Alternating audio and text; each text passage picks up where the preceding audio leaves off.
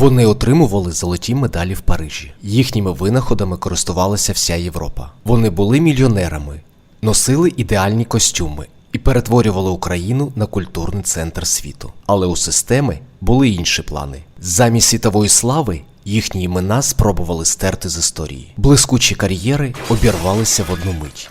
А їхні справи опинилися під грифом «цілком таємно». Це історія українських геніїв, для яких власний успіх став фатальним вироком.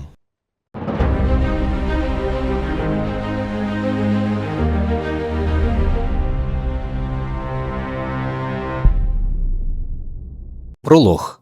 Париж, якого ми не знали. 1900 рік. Уявіть собі світ, де немає кордонів. 1900 рік. Париж. Всесвітня виставка. Головна подія планети. Тут вирішується, хто керуватиме 20-м століттям. У натовпі вишуканої публіки серед французьких міністрів та американських промисловців ходить чоловік із шляхетною сивиною та ідеально підстриженою бородою. Він не просить грошей.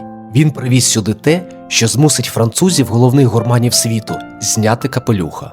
Він дістає зі скриньки велике, зелене, ідеальне кругле яблуко. Журі куштує. Тиша. Аплодисменти. Цей чоловік – Левко Семеренко. І він щойно отримав золоту медаль Парижа за сорт, який назвав на честь свого батька. А в цей самий час, можливо, на сусідній вулиці Монмарту, ходить молодий хлопець із палаючими очима. Він щойно приїхав до Парижа і знає, куди піти насамперед. Ні, не до Ейфелевої вежі. Він побіг до Лувру. Він вбирає це місто, як губка. Враження від бурхливого вуличного життя, від побаченого в музеях та на незлічених виставках – усе це вибухає в його голові новими ідеями. Саме тут, серед паризького шуму, у його живописі з'являються сміливі новації. Тут він відкидає старі правила і формує свій власний, неповторний стиль. Він стоїть біля мольберта у брудному фартуху. Він ще ніхто, просто студент із Києва. Але світ зовсім скоро дізнається його ім'я. Його звати Олександр Мурашко. Вони ще не знають, що за кілька років стануть королями цього життя. І зовсім не знають, що їх життя обірве куля, випущена з наказу Москви. Але зараз не про це. Зараз ми проживемо з ними їхнє блискуче життя. Життя українських Гетсбі, які будували Європу вдома. Розділ 1. Сад Гесперид та Чехов на порозі. 1890-1910 роки. Левко Семеренко не народився з золотою ложкою в роті, хоча його родина була казково багатою. Він був бунтарем. У молодості носив довге волосся, читав заборонені книжки і мріяв підірвати царат. За це його відправили до Сибіру на 8 років. Але геній не може сидіти, склавши руки. Знаєте, що він зробив у тюрмі?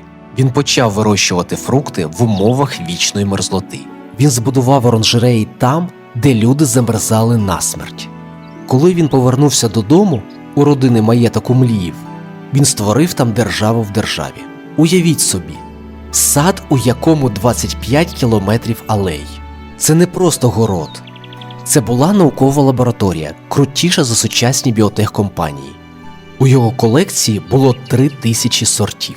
Груші з Бельгії, персики з Італії, вишні з Японії. Він знав в обличчя кожне дерево. До нього їхали всі. Одного разу у ворота постукав худий чоловік у пенсне. Це був Антон Чехов. Знаменитий письменник приїхав просити поради, бо його власний сад у Криму гинув. Семеренко, як справжній магнат, прийняв його, нагодував і дав саджанці. Чехов був у захваті. Ця людина – диво. У нього в саду навіть повітря пахне інакше. Левко мав усе. Його яблука їли при імператорському дворі в Петербурзі, але він відправляв найкращі партії до Європи. Він був меценатом, видавав українські книжки, коли за це саджали. Він був хрещеним батьком української науки. Він думав, що так буде завжди. Що праця і інтелект – це найнадійніший захист. Карусель Європи. 1909-1917 рік. Поки Семеренко підкорює аграрний світ, Олександр Мурашко підкорює світ естетики. Він абсолютна протилежність народному художнику. Ніяких сліз, ніяких кожухів. Мурашко – це стиль. Він носить англійські костюми, тростину з срібним набалдашником і пахне дорогим парфюмом. 1909 рік. Мюнхен. Виставка в Скляному палаці. Мурашко виставляє картину «Карусель». На ній прості селянські дівчата. Але зображені вони так яскраво, так динамічно, наче це паризькі моделі. Європа вибухнула. Хто цей українець? Запитували критики. Він отримує золоту медаль. Картину прямо з Мольберта купують для Королівської галереї Будапешта. Далі Венеція, Рим, Амстердам. У Берліні йому влаштовують персональну виставку. Його запрошують залишитися в Європі. Жити в Парижі, пити вино, малювати портрети графинь. Але Мурашко робить вчинок, який ми сьогодні назвали б божевіллям. Він повертається до Києва. Він купує землю на Лук'янівці.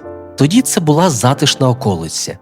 І будує будинок мрії з величезними вікнами, крізь яке лється сонце. Він каже друзям: Я зроблю з Києва великий мистецький центр. Сюди будуть їздити, як у Париж. У 1917 році, коли імперія падає, він бере ініціативу в свої руки і створює Українську академію мистецтв. Він щасливий. У нього красуня дружина Маргарита, яку він обожнює малювати. У нього слава. У нього плани на 50 років вперед. Людина-оркестр та залізниця.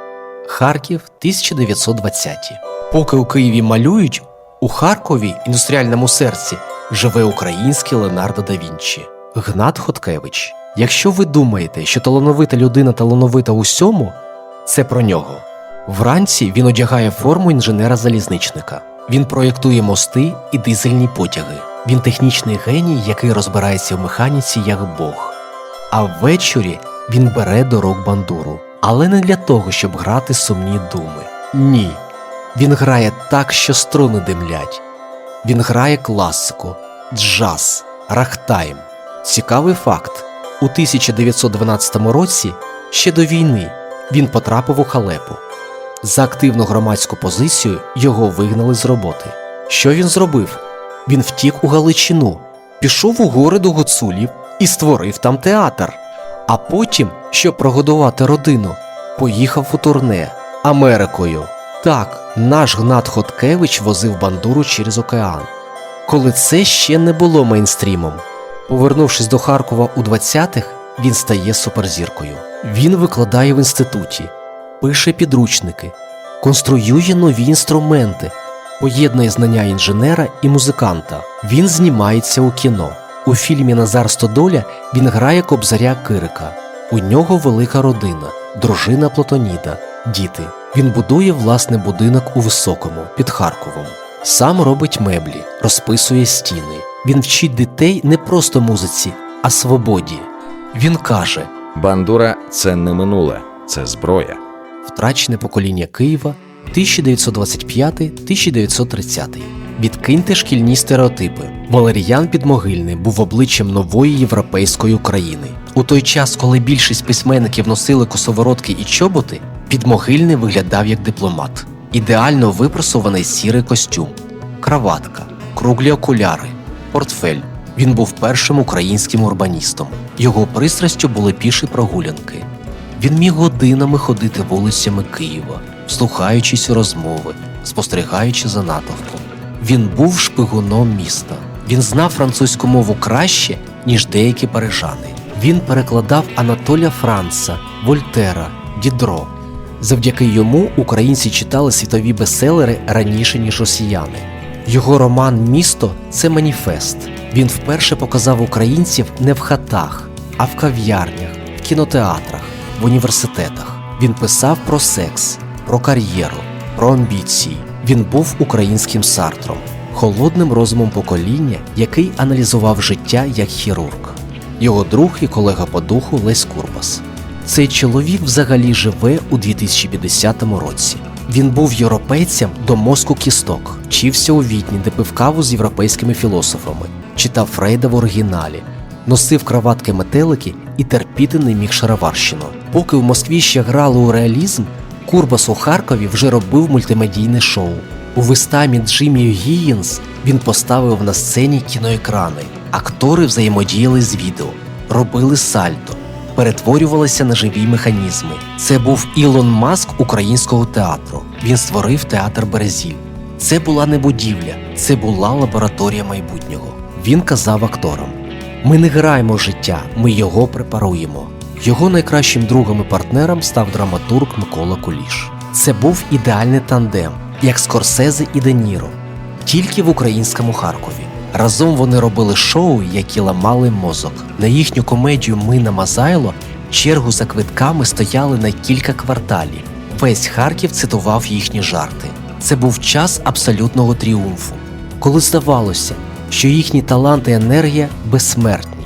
У 1925 році його макет сценографії отримує золоту медаль у Парижі. Знову Париж. Курбас одружений з примою свого театру Валентиною Чистяковою. Це найкрасивіша пара Харкова. Вони молоді, успішні, їхні імена на афішах. Постріл у повітря. Трагедії. Усі вони вірили, що талант дає недоторканність. Вони помилялися. Москва не могла пробачити їм одного. Вони були самодостатніми. Їм не потрібна була велика російська культура. Вони самі були культурою. Червень 1919-го. Київ. Теплий, майже іделічний вечір. Олександр Мурашко з дружиною повертається з гостей додому на Лук'янівку. Вони йдуть під руку, можливо, сміються, обговорюють нову ідею для картини. Все здається безпечним. Він же найвідоміший художник міста. Хто його чіпатиме? Назустріч виходить патруль. 3 людей. Гражданин, пройдемте. Мурашко спокійний. Він каже дружині йти додому. Мовляв, це помилка. Зараз розберуться. Вона йде.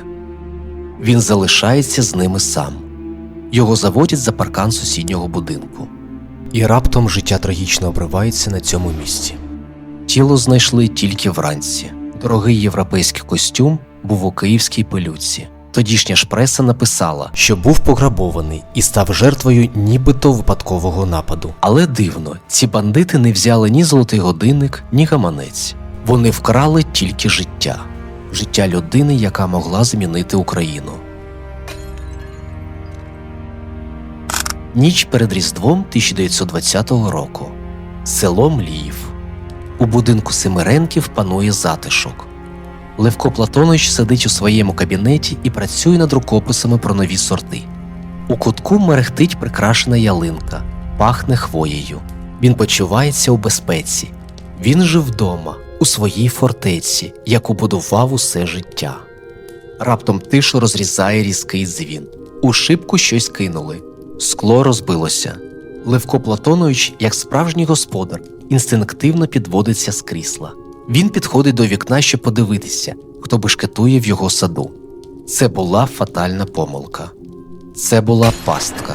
Тільки но його силует з'явився у рамі вікна, пролунав фатальний звук. Життя геніального селекціонера обірвалось тієї ж миті. Він впав поруч із різдвяною ялинкою. Потім нова влада націоналізувала його сад. Пограбувала дім і намагалася стерти його ім'я, назвавши його знамениті яблука просто радянськими. 1938 рік. Харків. Гнату Хоткевичу вже 60. Він хворіє, почувається втомленим. Але чекістів не цікавить його здоров'я. За ним приходять. Звинувачення звучить як повна маячня. Німецький шпигун. Чому? Тільки тому, що колись він мав гучний успіх на гастролях у Німеччині. У хворій логіці Ката цього достатньо. Його кидають у підвал НКВС.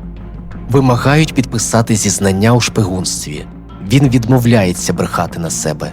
Тоді слідчі беруться за його руки. Ті самі геніальні руки, які креслили схеми дизельних потягів і творили магію на струнах. До нього застосували жорсткий тиск та нелюдські випробування. 8 жовтня його муки закінчилися. Його ліквідували. Дружину відправили в табори. А його унікальні бандури, його винахід, винесли на подвір'я і просто порубали сокирами. Вони знищили майстра, а потім розправилися з його інструментами. 1937 рік. Соловки. Холодне сіре небо. Два генії, режисер Курбас і письменник Підмогильний, тепер носять ватники з номерами. Але навіть там Курбас створює театр. Це неймовірно, але в бараках бранці грають п'єси. Москву це бісить. Дух не зламано. 3 листопада. Урочище Сандармох. Капітан Матвєєв має норму. 200 людей на день. Він працює швидко, професійно. Підмогильний і Курбас роблять свої останні кроки назустріч холодному листопаду. Останні слова Підмогильного на допиті були: «Я ніколи не належав до партії. Мій партквиток – це література. Вирок виконано. Тіла скидають у яму». 3 листопада 1937 року. Епілог. Повернення героїв. Вони думали, що закопали їх у Сандармосі, що назавжди змусили їх замовкнути на темних вулицях Києва, що світ забуде. Але подивіться навколо. Кожен раз, коли ви купуєте зелені яблука в супермаркеті, ви тримаєте в руках спадок Левка Семеренка. Його сад живий. Картини Мурашка сьогодні коштують сотні тисяч доларів, і за ними полюють колекціонери. Бандура Хоткевича звучить не тільки в музеях, а й в сучасних рок-гуртах. Коли ви читаєте про Київ як про стильне європейське місто, це заслуга Валер'яна Підмогильного. А Березіль Леся Курбаса назавжди змінив світовий театр, давши поштовх сучасному мистецтву. Уявіть, якою була б Україна, якби вони прожили ще 20-30 років. Якби Семеренко вивів ще сотні унікальних сортів і перетворив Україну на головний сад Європи. Якби Мурашко зробив Київ новою столицею європейського живопису. Якби Хоткевич встиг дописати свою величну епопею про Тараса Шевченка і виховати нове покоління музикантів. Якби Підмогильний переклав для нас усю європейську класику і написав ще десятки геніальних романів. А Курбас вивів би український театр на світовий рівень і зробив би аншлаг в Парижі та Нью-Йорку. Це була б інша країна. І наше завдання сьогодні не просто поставити свічку, а стати тим, ким не дали стати їм. Бути успішними, бути зухвалими, бути вільними, бо найкраща помста імперії – це наш успіх. Якщо ви хочете, щоб світ дізнався правду про цих людей, а їхні імена більш ніколи не зникли, допоможіть цьому відео. Поширте його і напишіть у коментарях ім'я героя, який вас вразив найбільше. І підпишіться. Це не для алгоритмів, це для нашої пам'яті. Олександр Мурашко. Життя трагічно обірвалося у 1919 році. Його ім'я було під забороною десятиліттями. Сьогодні його картини – головна гордість Національного художнього музею України. Левко Семеренко. Життя трагічно обірвалося у 1920 році. Родина репресована. Сорт яблук Рене Семеренко пережив імперію і вирощується в садах усього світу. Валер'ян Підмогильний. Життя трагічно обірвалося у 1937 році. Реабілітований у 1956 році. Його роман «Місто» – бестселер сучасної України та частина шкільної програми. Лесь Курбас. Життя трагічно обірвалося у 1937 році. Реабілітований у 1957 році. Засновник модерного українського театру. Його методика досі вивчається в Європі. Гнат Хоткевич. Життя трагічно обірвалося у 1938 році. Реабілітований у 1956 році. Повернув бандурі статус професійного інструменту. Автор 600 музичних творів.